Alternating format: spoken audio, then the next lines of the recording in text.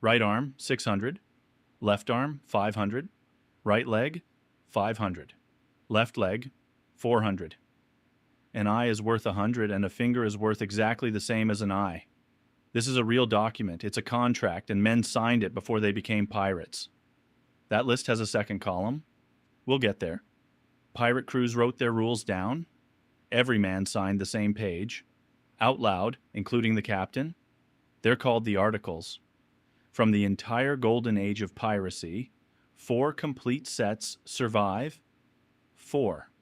And they reach us through one printed book from 1724, published under a name that wasn't the author's. The first thing the paper decides is who's in charge, and it isn't permanent. The fullest set belonged to a Welshman called Bartholomew Roberts, who captured more ships than any pirate of the age. He was at it for 3 years, and he died at sea in 1722. Article 1. Every man has a vote in affairs of moment, meaning, if it matters, you get a say in it. Article 4. The lights and candles to be put out at 8 o'clock at night. Lights out at 8. My first thought was, how did they even know it was 8? They didn't have a clock. They had a 30-minute sand glass. A boy turned it and struck the bell each time he did. 8 bells, 4 hours, 1 watch.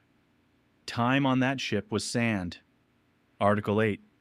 Disputes get settled ashore, not on deck, with the quartermaster watching. Article 11.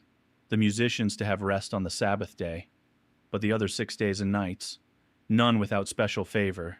A day off for the band. Very civilized, until you find out where the band came from.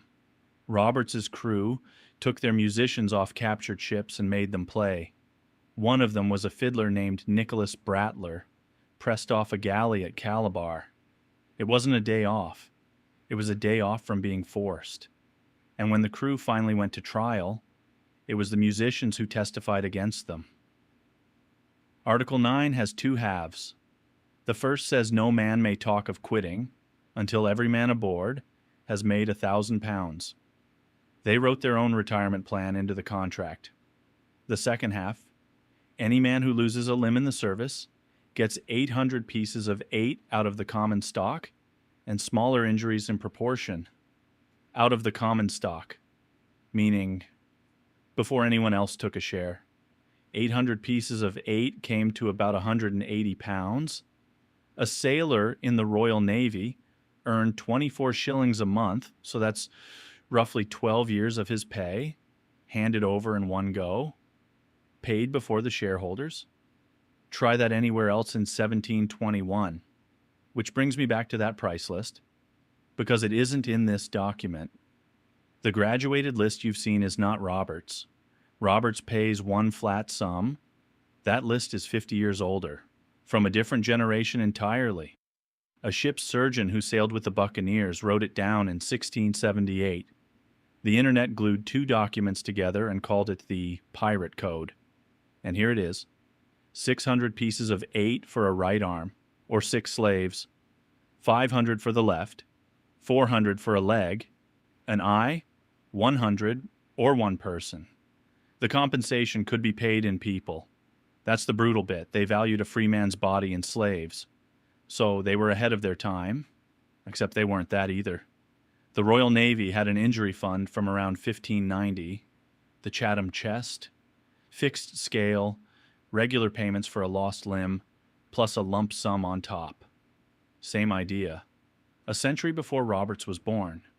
It came out of the sailors' own wages, automatically, and nobody voted on anything.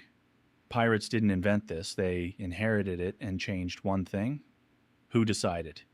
If I'd had to do this for a living, I think I'd have called that contract fair. Harsh, but fair. It's the most democratic employment contract in the Atlantic world. It gives you a vote, a share, and a payout if the work takes your arm. It also prices a human being at 100 pieces of 8. Both of those are on the same piece of paper, so would you have signed it?